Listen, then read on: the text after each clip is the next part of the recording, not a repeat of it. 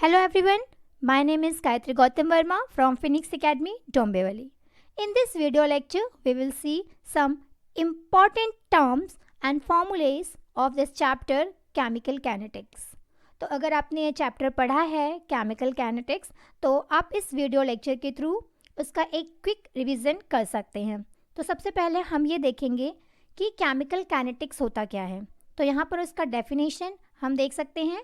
It is the branch of chemistry that deals with the study of reaction rates and their mechanism.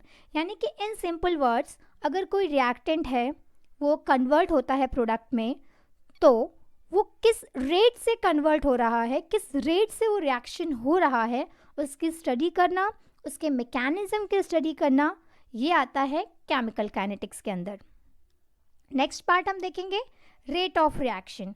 Rate of reaction सबसे important term है इस chapter का। तो हम देखेंगे rate of reaction क्या होता है। सबसे पहले it is the change in concentration of reactant और may be the product with respect to time and the unit of rate of reaction is per liter per second।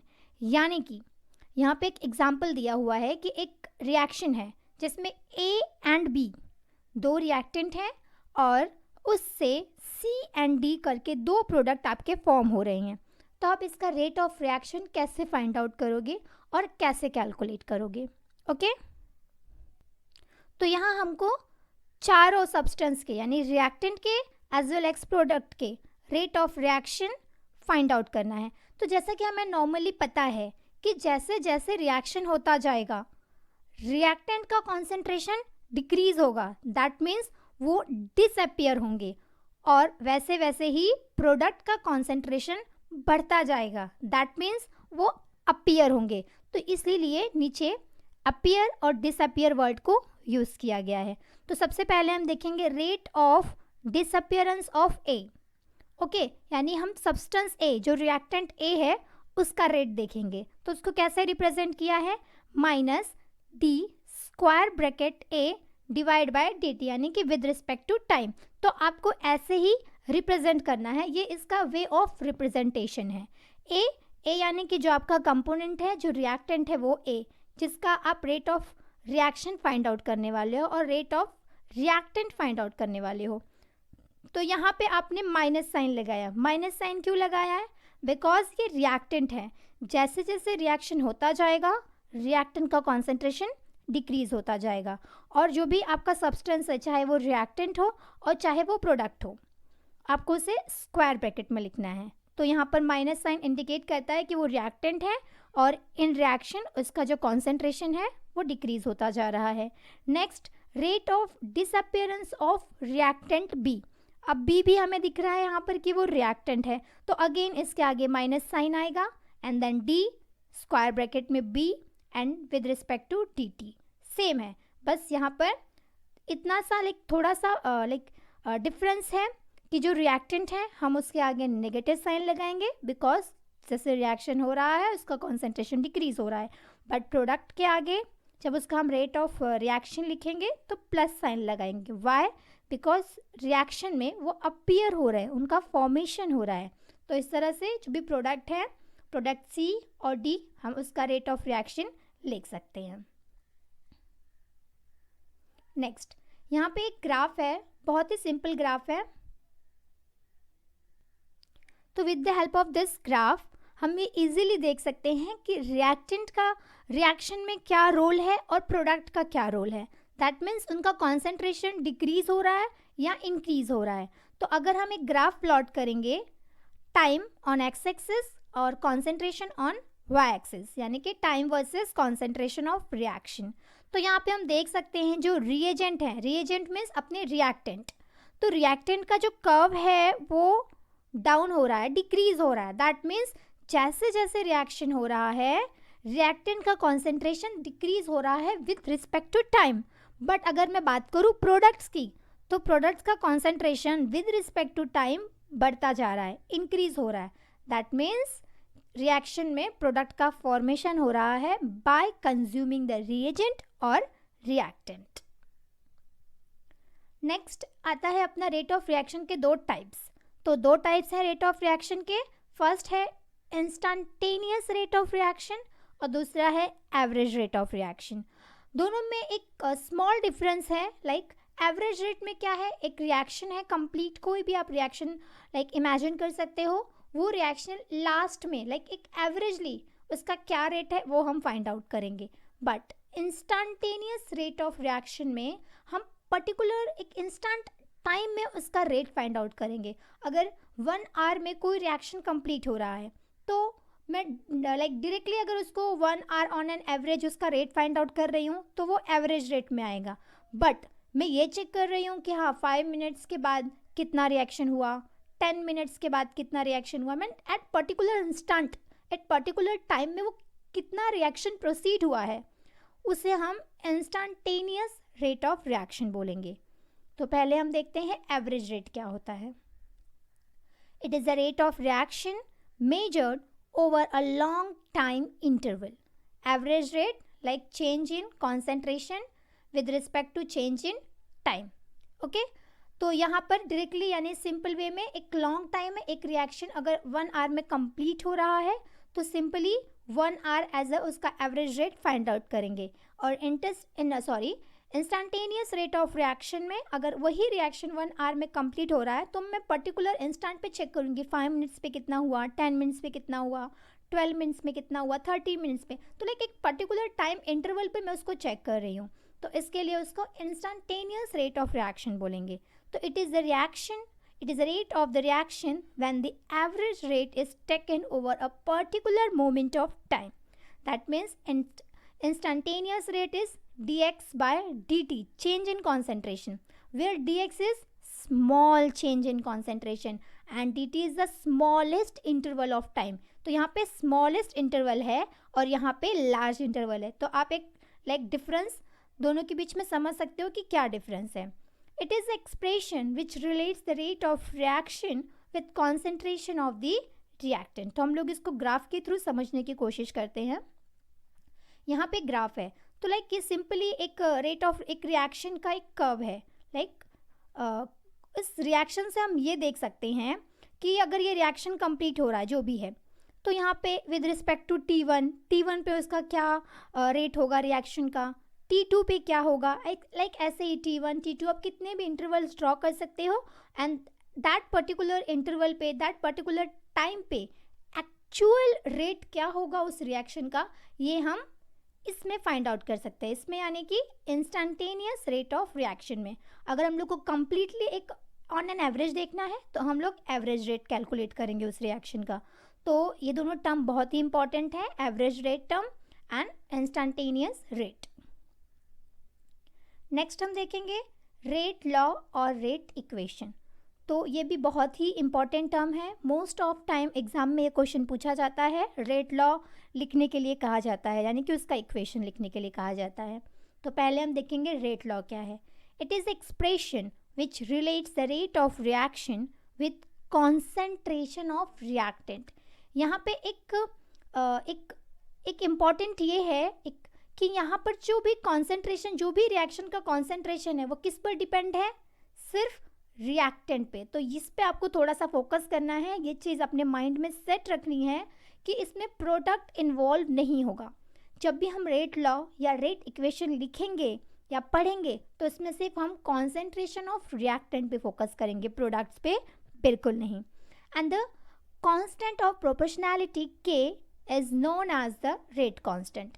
यानी कि अगर एक रेट लॉ में एक सिंपल इक्वेशन हम reaction consider करते हैं, फॉर एग्जाम्पल ये है A plus B gives the product and हमको उसका रेट इक्वेशन लिखना है, तो हम कैसे लिखेंगे? तो रेट लिखने के लिए जो इसका इक्वेशन है वो इस मेथड से लिखा जाता है, rate is directly proportional to the concentration of reactants. जितने भी रिएक्टेंट्स हैं, तो यहाँ हमारे पास 2 रिएक्टेंट्स हैं, एक A है और एक B है, तो मैंने दोनों को ही स्क्वायर ब्रैकेट में यहाँ पर लिखा हुआ है, स्क्वायर ब्रैकेट में A multiply by square bracket में B।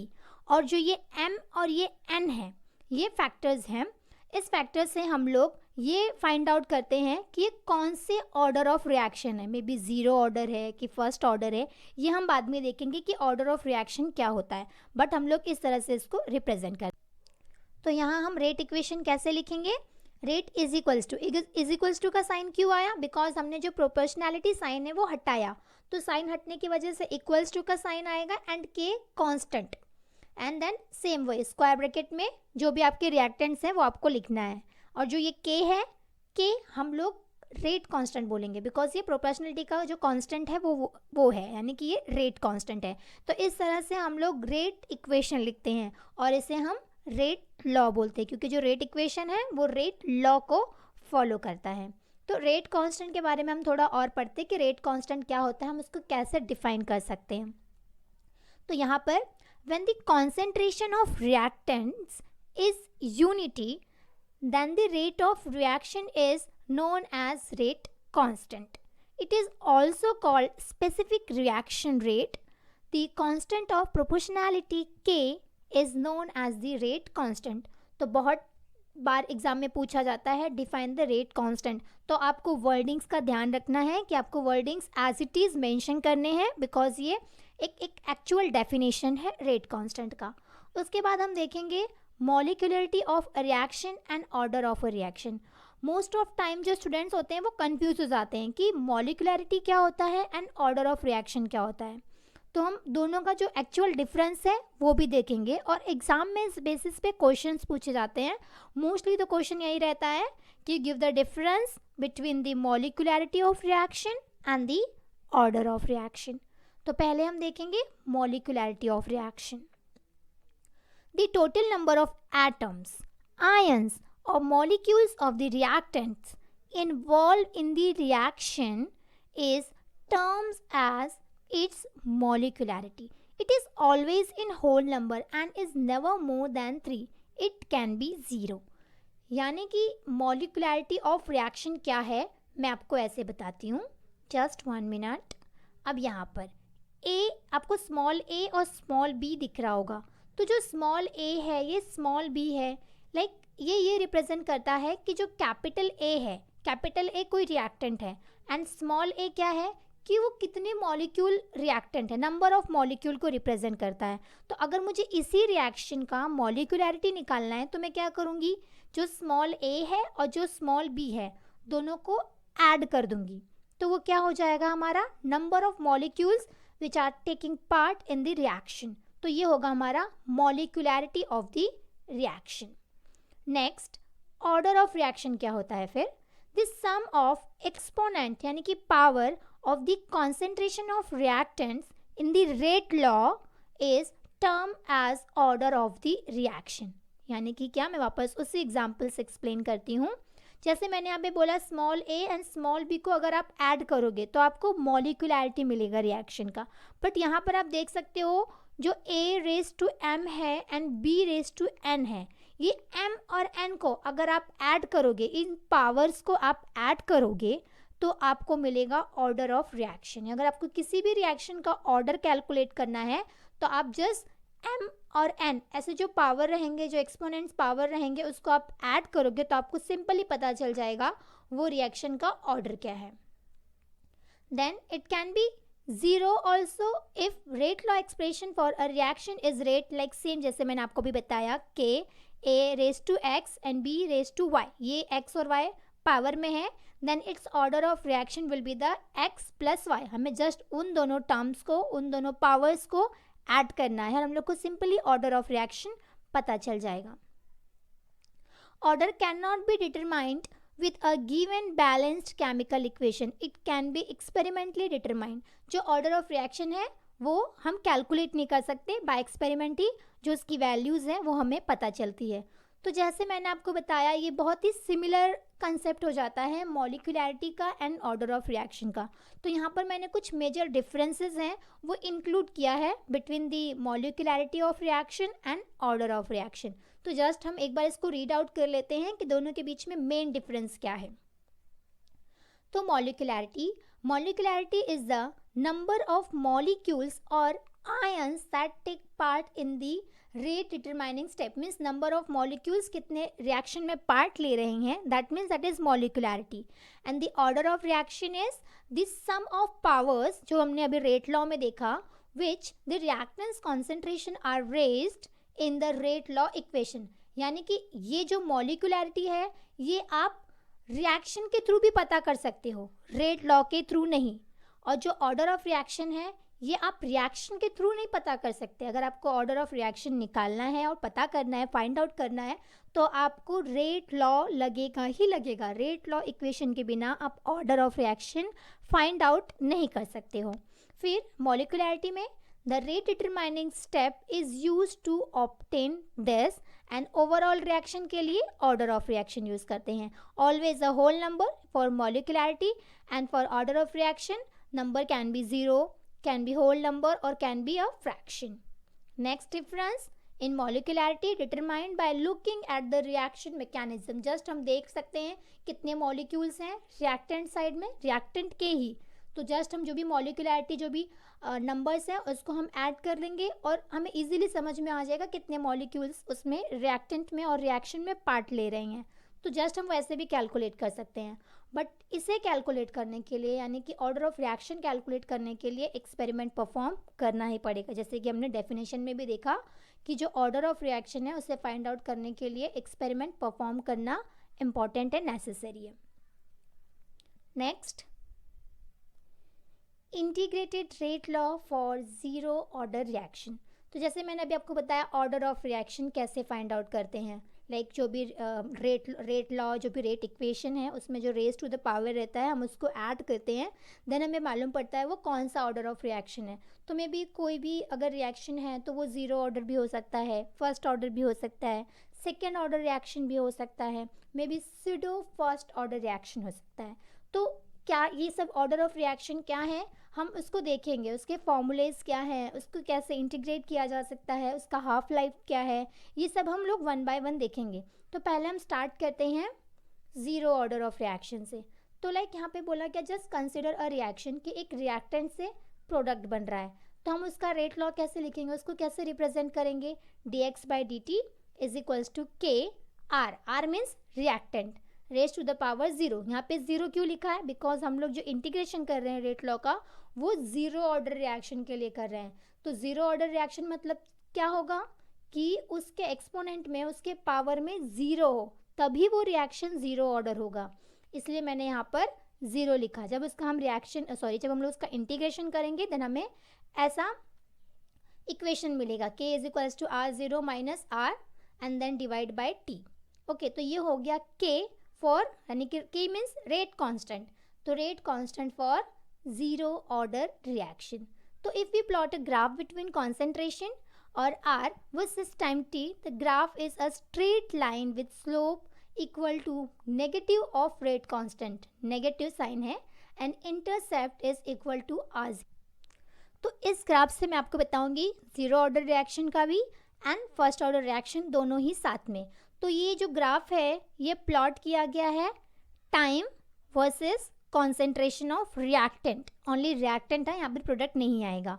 तो यहाँ पर जो ये स्ट्रेट स्लोप दिख रहा है आपको वो ज़ीरो ऑर्डर रिएक्शन का है, और जो कर्व टाइप दिख रहा है वो फर्स्ट ऑर्डर रिएक्शन में है। तो दोनों में क्या डिफरेंस है, जो ये ज़ीरो ऑर्डर ऑफ रिएक्शन का जो लाइन है उसमें ये इंडिकेट कर रहा है कि जो रिएक्शन का ऑर्डर है वो ज़ीरो है। Zero that means it is independent of concentration, concentration से इंडिपेंडेंट है, इसलिए वो स्ट्रेट लाइन है। और जो फर्स्ट ऑर्डर ऑफ रिएक्शन है, फर्स्ट यानी कि फर्स्ट ऑर्डर मतलब जो इसका रेट ऑफ रिएक्शन है वो वन होगा, जो हम लोग पावर्स को ऐड करेंगे एक्सपोनेंट्स को वो वन है, तो यानी कि वो किसी एक रिएक्टेंट पर डिपेंडेंट होगा, दैट मीन्स वो फर्स्ट ऑर्डर रिएक्शन है। तो अगर डिपेंडेंट है कॉन्सेंट्रेशन ऑफ रिएक्टेंट पे तो इसका जो लाइन होगा, जो कर्व होगा वो इस वे में आएगा। तो ये डिफरेंस है बिटवीन ज़ीरो ऑर्डर और फर्स्ट ऑर्डर। तो ज़ीरो ऑर्डर आप ऐसे इजीली बोल सकते हो it is independent of concentration of reactant, where first order reaction is dependent on the concentration of reaction. Next हम देखेंगे half life of a reaction. First order reaction का पहले वो देखेंगे कि फॉर्मूला क्या है एंड देन उसका हाफ लाइफ कैसे कैलकुलेट करते हैं। तो पहले हम इक्वेशन देख लेते हैं फर्स्ट ऑर्डर ऑफ रिएक्शन का। तो यहाँ पर आप देख सकते हैं कि बाय इंटीग्रेशन सेम वही हम एग्जाम्पल कंटिन्यू करेंगे, रिएक्टेंट प्रोडक्ट में कन्वर्ट हुआ।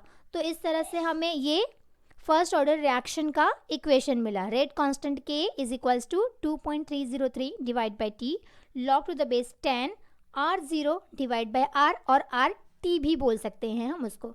जब हम लोग इसका हाफ लाइफ कैलकुलेट करेंगे तो ज़ीरो ऑर्डर के लिए इसका हाफ लाइफ अलग होगा। हम यहाँ पर फर्स्ट ऑर्डर के लिए देख रहे हैं, तो फर्स्ट ऑर्डर के लिए हाफ लाइफ क्या होगा रिएक्शन का, T half is equals to 0.693 divide by K। K is a rate constant. ये है फर्स्ट ऑर्डर रिएक्शन के लिए। Where as for zero order of reaction के लिए हाफ लाइफ क्या होगा, R0 डिवाइड बाय 2K। तो आपको दोनों का ही हाफ लाइफ आपके सिलेबस के according T half for zero order of reaction as well as first order of reaction is compulsory। तो आपको दोनों ही half life time of reaction याद करना है, ज़ीरो का भी एंड फर्स्ट ऑर्डर रिएक्शन का भी। तो यहाँ पर मैंने आपको इसके बारे में बताया कि फर्स्ट ऑर्डर ऑफ रिएक्शन का जो रेट कांस्टेंट है, रेट लॉ है, इक्वेशन वो कैसे लिखेंगे। तो यहाँ पर ये इसका इक्वेशन हो गया। नेक्स्ट हम लोग थोड़ा सा चेंज कर सकते हैं। यहाँ पर चेंज क्या हुआ है, अगर आपको कोई सम्स दिए हुए हैं, कोई प्रॉब्लम दिया हुआ है, उसमें इनिशियल कॉन्सेंट्रेशन बोला हुआ है एंड देन आपको एक पर्टिकुलर टाइम के बाद उस प्रोडक्ट का यानी उस रिएक्टेंट का कॉन्सेंट्रेशन दिया हुआ है रिएक्टेंट का, देन आपको बोला जाए अगर K फाइंड आउट करो तो उस सिचुएशन में आपको ये फॉर्मूला यूज़ करना है। यहाँ पर A जो है वो आपका इनिशियल कॉन्सेंट्रेशन होगा, इनिशियल, और X आपका एट पर्टिकुलर टाइम उस रिएक्टेंट का कॉन्सेंट्रेशन होगा। तो उस टाइम पर उस सिचुएशन में आपको ये फॉर्मूला नहीं, आपको ये फॉर्मूला यूज़ करना होगा। ओके, तो K is equals to 2.303 divide by T log to the base 10 A divide by A minus X, where A is the initial concentration reacted in time T, final concentration after time T S, अगर हम वो calculate करना है तो हम just A minus X करेंगे। That means initial concentration minus concentration at particular time T। Next यहाँ पर उसके ही कुछ कंसेप्ट दिए हुए हैं एंड देन उसका प्लॉटिंग कैसे करना है, ग्राफ कैसे प्लॉट करना है। तो यहाँ पर मुझे जो ग्राफ है वो आप अपने टेक्स्ट बुक को रिफ़र कर सकते हो, जो भी आपका केमिस्ट्री का है, केमिकल काइनेटिक्स का जो टेक्स्ट बुक है आप उसमें से इसके ग्राफ को रिफ़र कर सकते हो। और यहाँ पर गैस फेज में है, यानी कि अगर कोई रिएक्शन हो रहा है फर्स्ट ऑर्डर का और वो गैस फेज में है तो उसके लिए भी स्लाइटली डिफरेंट फॉर्मूला है, मतलब जो वे है वो सेम है बट फॉर्मूला थोड़ा सा चेंज हुआ है for gas phase. First order ही है रिएक्शन, यानी वो ज़ीरो ऑर्डर नहीं है, रिएक्शन फर्स्ट ऑर्डर ही है, बट अगर वो रिएक्शन गैस फेज में होगा तो आपको थोड़ा सा इक्वेशन अपना मॉडिफाई करना पड़ेगा, सेम फर्स्ट ऑर्डर का ही, यानी आपका यहाँ तक सेम होगा। K is equals to 2.303 divide by T log to the base 10, यहाँ पर Pi divide by 2 Pi minus PT, where Pi is the initial pressure, because हम लोग गैस फेज में रिएक्शन कर रहे हैं तो गैस फेज में प्रेशर ज़्यादा इंपॉर्टेंट होता है, प्रेशर अप्लाई करने पे गैस फेज में रिएक्शन होगा ना। तो Pi जो ये आपको Pi और ये Pi दिख रहा है, that means it is a initial pressure of A मतलब हमारा reactant, and PT is the total pressure of a gaseous mixture of containing ABC, जो भी है, मतलब टोटल रिएक्शन का, रिएक्शन और जो भी रिएक्शन में जो भी रिएक्टेंट है, प्रोडक्ट है, तीनों का जो भी प्रेशर है उसका मिक्सचर है वो है PT। तो अगर गैस फेज में रहा तो आपको प्रॉब्लम सॉल्व करते टाइम ये ध्यान देना है कि वो रिएक्शन गैस फेज में है कि कौन से फेज में है, उसके अकॉर्डिंग आप वो जो फॉर्मूला है वो आप यूज़ करोगे। तो यहाँ पे आपने फर्स्ट ऑर्डर ऑफ रिएक्शन के 3 फॉर्मूले देखें। फर्स्ट ये वाला फॉर्मूला जो नॉर्मल है, देन ये वाला फॉर्मूला अगर आपको इनिशियल कॉन्सेंट्रेशन और पर्टिकुलर टाइम पे कॉन्सेंट्रेशन दिया हुआ तो आप ये फॉर्मूला यूज़ करोगे, और अगर आपका जो रिएक्शन है वो गैस फेज में है तो आप ये वाला फॉर्मूला यूज़ करोगे। नेक्स्ट है सिडो फर्स्ट ऑर्डर ऑफ रिएक्शन। तो इसमें क्या होगा, इसको सिडो मीन्स फॉल्स, तो फॉल्स फर्स्ट ऑर्डर रिएक्शन क्या होता है तो वो अब हम देखेंगे। The reaction which is by molecular but order is 1, यानी रिएक्शन बाय मॉलिक्यूल है, उसमें 2 मॉलिक्यूल्स हैं बट जो उसका ऑर्डर है वो 1 है, यानी कि जो हम लोग x एंड y प्लस करते हैं ना एक्सपोनेंट्स को, वो 1 है, is called सिडो first order reaction. This happens when one of the reactant is in large और excess में है, तो excess में होने की वजह से हम उसे neglect कर देते हैं, वो negligible हो जाता है और फिर उसका जो कंपोनेंट है वो 1 ही रह जाता है रिएक्टेंट का, तो उसे हम लोग बोलेंगे pseudo first order reaction. For example acetic hydrolysis of ester, तो यहाँ पर ये हमारा एस्टर है और hydrolysis means addition of water. तो यहाँ पर हमारा प्रोडक्ट बन रहा है एसिड एंड अल्कोहल। तो यहाँ पर क्या हुआ, हम जो नॉर्मली अगर रेट लॉ लिखते हैं तो हम कैसे लिखते हैं rate equation, rate is equals to K, मतलब रेट कांस्टेंट स्क्वायर ब्रैकेट में हम दोनों रिएक्टेंट लिखते हैं। तो ये एक हमारा रिएक्टेंट ईस्टर हो गया और हमारा दूसरा रिएक्टेंट वाटर हो गया। तो यहाँ पर हमने क्या लिखा कि जो H2O है वो एक्सेस में हम यूज़ कर रहे हैं, तो एक्सेस में यूज़ करने की वजह से मैंने उसको कांस्टेंट ले लिया। तो कांस्टेंट लेने की वजह से ये H2O एंड ये K दोनों को साथ में हम रिप्रेजेंट करेंगे एज अ K डैश। तो अब हमारा इक्वेशन कैसा होने वाला है, R is equals to K dash. K dash में आपका सिंपली K भी है और H2O, ये दोनों इन्वॉल्व हैं K डैश में एंड ईस्टर।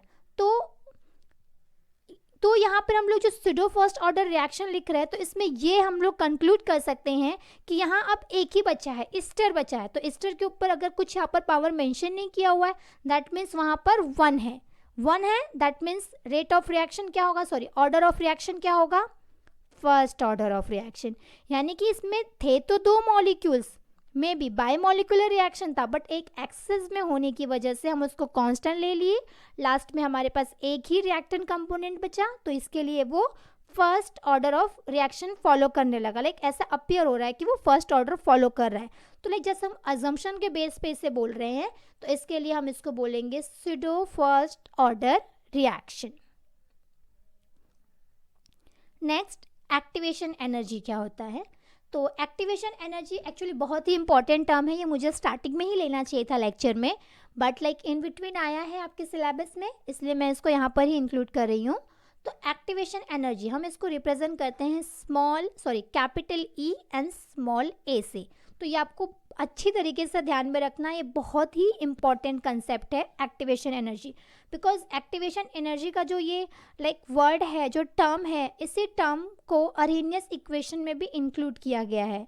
तो इसलिए इम्पॉर्टेंट है कि आप एक्टिवेशन एनर्जी का जो कंसेप्ट है वो अच्छे से समझें। It is extra energy which must be possessed by the reactant molecule so that collision between reactant molecule is effective and leads to the formation of product molecule। यानी कि in short मैं ऐसा भी बोल सकती हूँ कि minimum amount of kinetic energy is required to the reaction to proceed the reaction। Minimum energy तो रिक्वायर्ड होगी ना रिएक्शन को प्रोसीड करने के लिए, मिनिमम काइनेटिक एनर्जी रिक्वायर्ड होगी। तो उसी मिनिमम काइनेटिक एनर्जी को हम लोग एक्टिवेशन एनर्जी बोलते हैं, या और इसका मेन फंक्शन क्या है, रिएक्शन को प्रोसीड करना, रिएक्टेंट को कन्वर्ट करना प्रोडक्ट्स में। तो ये होता है हमारा एक्टिवेशन एनर्जी। तो हम इसका ग्राफ देखेंगे, ग्राफ बहुत ही ईजी है एक्टिवेशन एनर्जी का। आप यहाँ ग्राफ में देख सकते हैं कि यहाँ पर मेंशन है एक जगह पर EA। तो EA मतलब क्या है, हम लोग ने यहाँ पर देखा EA मतलब एक्टिवेशन एनर्जी होती है। तो अगर मैं ग्राफ प्लॉट करती हूँ, यहाँ पर एक्स एक्सिस में रिएक्शन कोऑर्डिनेशन है एंड वाई एक्सिस पे एनर्जी लेवल है। तो यहाँ पर हम क्या देख सकते हैं, जो रिएक्टेंट है उसमें एज कंपेयर टू प्रोडक्ट ज़्यादा एनर्जी है।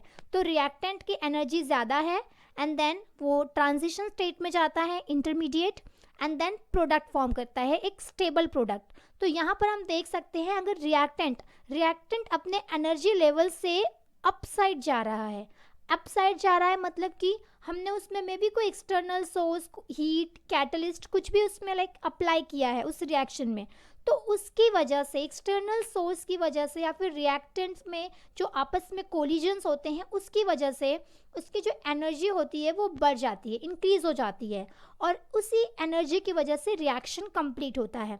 तो जो उसके लेवल से एनर्जी बढ़ जाती है, उस डिस्टेंस को हम लोग एक्टिवेशन एनर्जी से फाइंड आउट करते हैं और कैलकुलेट करते हैं। तो यहाँ पर आप देख सकते हैं कि ये रिएक्टेंट का एनर्जी लेवल था, बट यहाँ अपने वो एनर्जी लेवल से इतना इंक्रीज हो गया है, तो इससे हम क्या बोलेंगे, एक्टिवेशन एनर्जी। यानी कि यहाँ से लेकर जो इतनी एनर्जी है, उस एनर्जी को हम लोग एक्टिवेशन बोलेंगे। यानी कि मिनिमम काइनेटिक एनर्जी जो कि रिएक्शन को रिक्वायर्ड होती है रिएक्टेंट को प्रोडक्ट में कन्वर्ट करने के लिए। और यहाँ पर ये अरेनियस इक्वेशन है, यहाँ पर इस टर्म का यूज़ किया गया है एक्टिवेशन एनर्जी, इसलिए मैंने आपको बोला था कि ये बहुत ही इंपॉर्टेंट है समझना एक्टिवेशन एनर्जी का कंसेप्ट। तो K is equals to A e raise to, ये पावर सब ये जो भी ई रेज टू में ही है ये सब, minus E A divide by R T. तो के क्या है, like as usual reaction rate constant है, A is a Arrhenius constant है, बिकॉज ये जो इक्वेशन है इसे हम अर्हेनियस इक्वेशन बोलते हैं। ई यानी कि अपना वो लॉग का टर्म है, raise to minus E A मैंने आपको अभी एक्सप्लेन किया, it is activation energy, and R is a gas constant, universal gas constant, जिसकी वैल्यू है 8.314 जूल पर केल्विन पर मोल। इसके बाद आता है T for temperature, temperature must be in kelvin, kelvin में ही होना चाहिए। तो ये है हमारा अर्हेनियस इक्वेशन। तो अर्हेनियस इक्वेशन के बारे में जो भी मैंने आपको बोला यहाँ पर वो मेंशन है, लाइक कौन सा टर्म क्या है, k rate constant, A is the like Arrhenius constant मैंने आपको बताया, and E A R T को हम लोग प्रोबेबिलिटी ऑफ सक्सेसफुल कोलिजन, अगर सक्सेसफुल हुआ है कोलिजन तो हम लोग उसको इस फॉर्म में रिप्रेजेंट कर सकते हैं। ई ए अब भी मैंने आपको बताया activation, like activation energy, R gas constant, and T is the temperature. तो जब हम लोग उसको लॉग लेंगे, उसको डिराइव करेंगे, तो हमें फाइनल ये इक्वेशन मिलने वाला है, log K is equals to log A minus E A upon 2.303 RT। जब हम लोग इसी इक्वेशन को जब हम लोग लॉग लेंगे, एंटी लॉग लेंगे, डिराइव करेंगे, तो हमें फाइनल ये इक्वेशन मिलने वाला है। तो इस इक्वेशन के बेस्ड पर बहुत सारे प्रॉब्लम्स आते हैं एग्जाम में, तो आपको ये इक्वेशन मगअप करके रखना है ताकि आप कोई भी इक्वेशन लाइक कोई भी सम्स को तुरंत सॉल्व कर सकें। नेक्स्ट इज प्रोबेबिलिटी फैक्टर और स्टेरिक फैक्टर। तो ये जस्ट मैंने इसलिए यहाँ पर इसे इंक्लूड किया है कि अर्हेनियस इक्वेशन कैसे फाइंड आउट कर सकते हैं, उसका जो बेसिक कंसेप्ट क्या है, उसके लिए मैंने प्रोबेबिलिटी फैक्टर और स्टेरिक फैक्टर का जो कंसेप्ट है यहाँ पर इंक्लूड किया है। नेक्स्ट आएगा एक्टिवेटेड कॉम्प्लेक्स। तो एक्टिवेटेड कॉम्प्लेक्स क्या होता है, इट इज़ अनस्टेबल, आप वर्ड पे ध्यान दीजिए, it is unstable intermediate formed between reacting molecule since it is highly unstable and it readily changes into the product। यानी कि क्या, मैं आपको ग्राफ से दिखाती हूँ, ये पोर्शन जो है यहाँ पे रिएक्टेंट है, यहाँ पर प्रोडक्ट है, बट जो इंटरमीडिएट स्टेज पे जो कॉम्प्लेक्स फॉर्म होता है उसमें ज़्यादा एनर्जी होती है, ज़्यादा एनर्जी होने की वजह से वो हाईली अनस्टेबल होते हैं, और अनस्टेबिलिटी की वजह से वो रिएक्टेंट बहुत ही जल्दी प्रोडक्ट में कन्वर्ट हो जाते हैं। तो उस कॉम्प्लेक्स को हम लोग एक्टिवेटेड कॉम्प्लेक्स बोलेंगे। नेक्स्ट है and last rate determining step. तो रेट डिटरमाइनिंग स्टेप क्या होता है, रिएक्शन का slowest step, mechanism, reaction mechanism का स्लोवेस्ट जो स्टेप होता है उसे हम रेट डिटरमाइनिंग स्टेप बोलेंगे। तो यहाँ पे हमने कुछ इंपॉर्टेंट टर्म्स देखे केमिकल काइनेटिक्स चैप्टर के। दैट मीन्स ये नहीं है कि यही चैप्टर आप स्टडी करके एग्ज़ाम देने जाओ, आप पूरा चैप्टर स्टडी करो, देन आप ये वीडियो लेक्चर फॉलो करो just for a quick revision कि आपने कितना पढ़ा है, आपको कितना याद है। यहाँ पर मोस्ट ऑफ फॉर्मूलेज जो भी हैं यहाँ पे मैंने मेंशन किए हैं। तो चैप्टर पढ़ने के बाद जस्ट एक क्विक रिवीजन के लिए आप ये वीडियो लेक्चर फॉलो करो। Thank you.